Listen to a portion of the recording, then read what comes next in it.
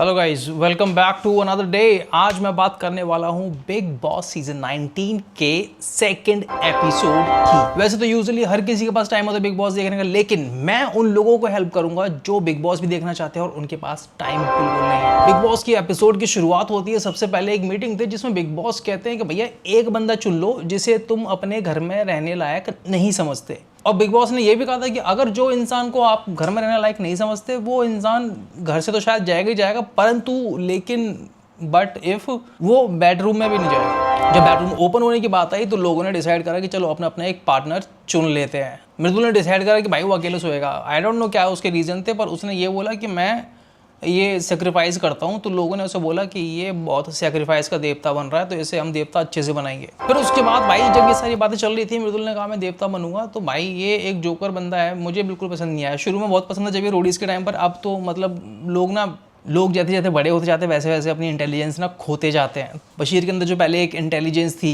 Show को लेकर, हर चीज़ को लेकर, अभी शायद वो खत्म हो गई है। मुझे लगता है इसके अंदर घमंड आ गया, उसके अलावा कुछ नहीं आया इसके पास। वैसे तो बहुत सारे कैरेक्टर है, पर कुछ कैरेक्टर जो इंस्टाग्राम पे बहुत ज़्यादा वायरल हैं, जो दिखते कुछ और है और वो है कुछ और। डे वन पे उनकी रियलिटी सामने आ गई, जैसे कि तानिया मित्तल। वैसे तो आप स्पिरिचुअलिटी की देवी बनी फिरती हो, अपने आप को बहुत अच्छा बताती हो, पर आप अच्छी नहीं हो। आपकी शक्ल में ही एक काइयापन नजर आता है मेरे को। बात होती है रात के खाने की। रात के खाने पर भाई एक बंदा तो अपने खानदान के ऑब्सेशन से बाहर ही नहीं निकल पा रहा है। वो खुद बोलता है कि मैंने लाइफ में कुछ ऐसा नहीं करा, पर तू अपने खानदान के गुणगान गा रहा है। अगले दिन सुबह होती है और मम्मी सबसे पहले उठ के खाना बनाने पहुंच जाती है सबके लिए, क्योंकि मम्मी की तो जिम्मेदारी है भाई सबके लिए खाना जो बनाना है।